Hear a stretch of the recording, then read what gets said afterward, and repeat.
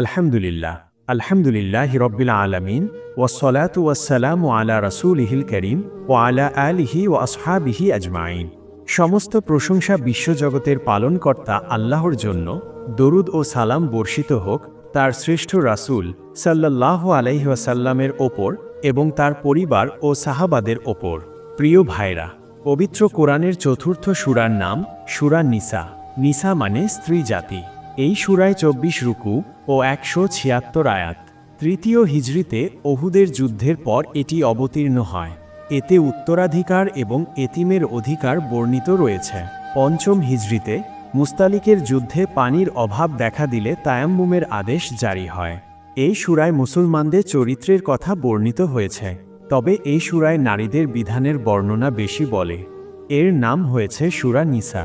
রাসূল সাল্লাল্লাহু আলাইহি ওয়াসাল্লাম মদিনায় হিজরত করে আসার পর প্রাথমিক বছরগুলোতে সূরা নিসা নাজিল হয়। এর বেশিরভাগ অংশই নাজিল হয় বদরের যুদ্ধের পরে। মদিনায় একটি ইসলামী রাষ্ট্রের গোড়াপত্তন হওয়ার পর নবগঠিত রাষ্ট্রের যাবতীয় কাঠামো প্রতিষ্ঠা পেতে শুরু করে। মুসলমানদের নিজেদের ইবাদত, আচরণ ও সমাজ ব্যবস্থা নিয়ে নানা বিধানের প্রয়োজন দেখা দেয়। ইসলামের অগ্রযাত্রাকে ব্যাহত করার জন্য শত্রুপক্ষ তাদের সর্বশক্তি নিয়োগ করার চেষ্টা করছে। নিজেদের ভৌগোলিক ও ভাবগত সীমারেখা সংরক্ষণের জন্য মুসলমানরা সে সময় নিত্যনতুন সমস্যার মুখোমুখি। ঠিক এমন সময় সূরা নিসা নাজিল হয়। নারী ও পরিবার হল একটি রাষ্ট্রের সবচেয়ে ক্ষুদ্র একক, কিন্তু একটি সুসংগঠিত ও প্রধান বুনিয়াদ। সূরাটিতে এ প্রসঙ্গে বিধান দেওয়া হয়েছে। জাহিলি যুগে নারীদের প্রতি যেসব অবিচার চলত সেগুলোর মূলোৎপাটন করা হলো। এছাড়া এমন বহু বিধিবিধান দেওয়া হলো যার কারণে সূরা অত্যন্ত গুরুত্বপূর্ণ হয়ে উঠল। সূরাটির সূচনায় তাকওয়া অর্জনের আহ্বান করা হয়েছে, আর পুরো সূরাব্যাপী তার ব্যাখ্যা করা হয়েছে। প্রাপ্তবয়স্ক হলে এতিমদের অর্থ সম্পদ ফিরিয়ে দিতে হবে, তা আত্মসাৎ করা যাবে না। খারাপ মাল দিয়ে তাদের ভালো মাল নিজে নেওয়া যাবে না। এতিম ছেলে ও মেয়ে উভয়ের সম্পদের ক্ষেত্রেই এই বিধান প্রযোজ্য। একসঙ্গে ৪ জন নারীকে বিয়ে করার সুযোগ থাকলেও শর্ত হচ্ছে স্বামীকে তাদের অধিকার আদায়ে সক্ষম হতে হবে, তাদের সঙ্গে ন্যায়সঙ্গত আচরণ করতে হবে, আর নিখুঁতভাবে তা না পারলে একজন স্ত্রী নিয়ে সন্তুষ্ট চিত্তে সংসার করতে হবে। ইসলামের আগেও একাধিক নারীকে বিয়ের প্রচলন ছিল, তবে স্ত্রীর সংখ্যা সুনির্দিষ্ট ছিল না। ইসলাম ও সংখ্যা নির্দিষ্ট করে দেয় এবং কিছু কঠোর শর্ত আরোপ করে।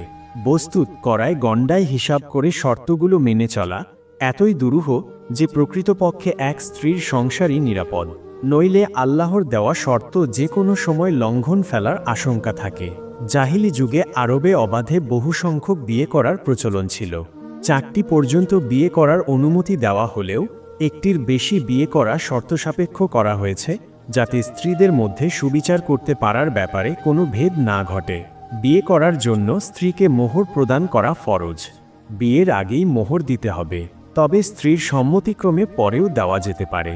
ইসলামে ওয়ারিশ পুরুষ ও নারী সবাই পাবে।